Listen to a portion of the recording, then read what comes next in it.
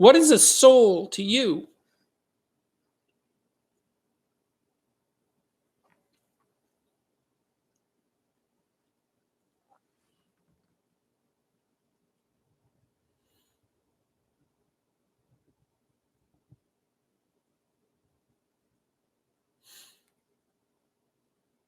That's a hard question.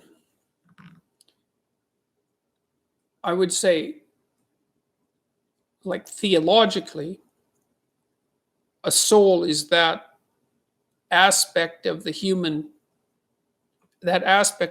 being that's akin to divinity, that's made in the image of God. And so, I think that that's a very, very important concept. I don't think a society can survive. I don't think that you can survive a relationship with yourself. I don't think you can have a relationship with another person.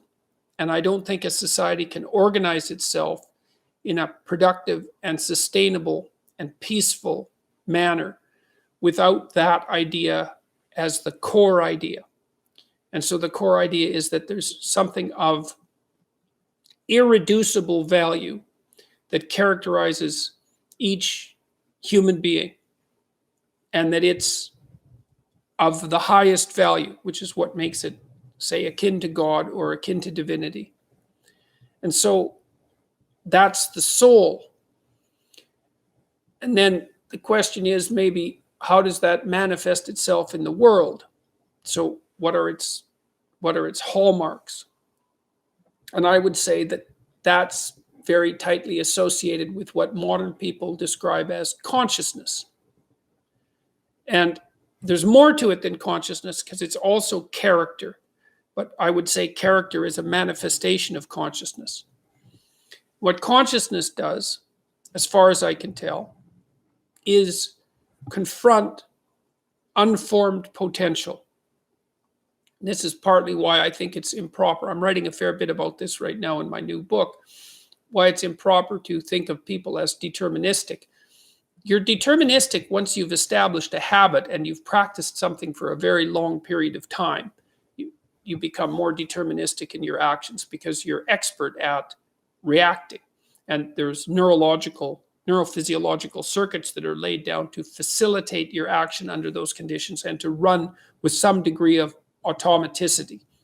But much of the time, what you confront is the changing future, the future of potential, right? And it's like a place of multiple pathways, and your consciousness is that part of you that confronts those multiple pathways and decides which one to walk down. And it does so according to its ethic. We talked earlier about the fact that you need a value hierarchy. It's inevitable that you have a value hierarchy and that you look at the world through it, and that it should be well structured, and that there should be something of divine importance at the top. I would say what should occupy the top position is the realization, for example, that each person is of divine value, and that the most appropriate way of interacting with potential is by embodying and speaking the truth. That's not a bad way of briefly conceptualizing what might be at the highest pinnacle of the value structure. I would say that's what the logos is. And so the soul is what manifests itself in the choice between different pathways, in the choice between different ways of transforming the potential of the future into the actuality of the present. And it does that by making ethical decisions, by choosing between good and evil at each choice point. And to the degree that it chooses good, then it takes the raw potential of the future and it transforms it into the being of the present that is good. And to the degree that it does that in a manner that's evil and contaminated by malevolence and hatred and vengefulness, then it takes a pathway that corrupts the world and makes things worse. And it's the soul that's doing that, and it's the soul that's responsible for that. And it's also that active part of the soul that's shaping the deeper soul in some sense, which would be something like the cumulative consequence of all those choices, something akin to what people more classically have referred to as character. Now, I don't know what to say really about the metaphysics of the soul, except that it's very mysterious that we have this capacity for consciousness, which is completely, I would say, beyond our current understanding. We have no good reductionist accounts of consciousness, except those put forward to deny the very existence of something like consciousness and free will. And the problem I have with those arguments is that, well, the first thing is that you don't look deterministic until you've built habit sets.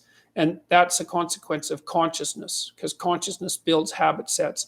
And the second is that it doesn't seem to me possible to organize a relationship with yourself or an intimate partner or a family or a community without the concept of the divine value of the individual and the capacity of that divine spark, let's say, to manifest itself in free will. I don't see how societies can organize themselves without those principles. And to me, that indicates that there's something about them that's profoundly true. Now, we all have our definitions of what constitutes sufficient proof for truth, but I think that's powerful. Those are two powerful arguments. So it's hard to say what the soul means metaphysically, because, say beyond the confines of a single human being, we do have this sense that the soul can expand itself into something that's greater than it has been. It has this capacity for growth.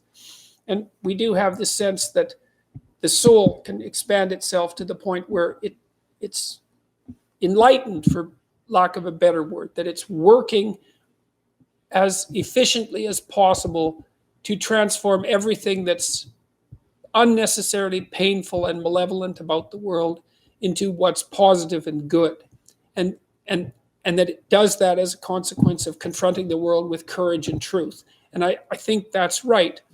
And I do think that means that the soul participates in something eternal, which is the attempt of being itself to transform what's unnecessarily painful and malevolent into what's good. And that human beings actually do participate in that. And that's part of the reason that our ancient tradition insists that we're made in the image of God. And I think that it's a mistake to underestimate the importance of that, because I don't think that you can live a life of sufficient profundity to protect yourself from being corrupted by suffering and malevolence without adopting a responsibility that's commensurate with that set of ideas. I think that you either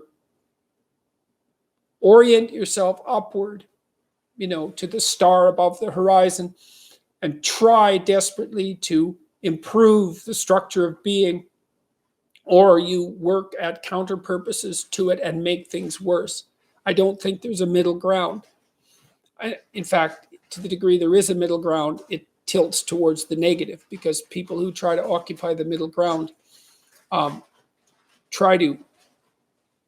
generally try to accrue the benefit, let's say, without adopting any of the risk. And that's not acceptable, not helpful. So that's a soul to me. And I guess I would say one more thing about that. A soul is also the center of the world, which is a frightening proposition and not one that's easily comprehensible. Solzhenitsyn's work in the Gulag Archipelago is particularly enlightening in this regard, because he insisted that it was a preconception of our Judeo-Christian heritage that each person was a center of the cosmos. And you can think of that as a center of consciousness, right?